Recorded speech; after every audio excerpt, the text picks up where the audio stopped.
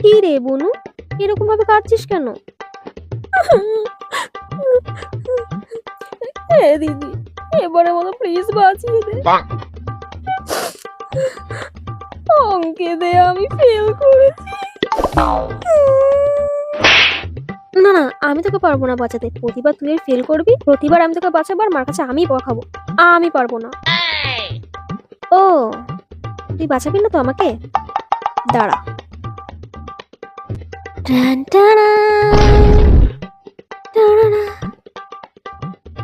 টান টানা। তুই যদি আমাকে না বাঁচাস, রাহুল দা যে তোকে এই গিফটটা দিয়েছে, আমি তোকে দিইনি, সেটা আমি মাকে বলে দেবো।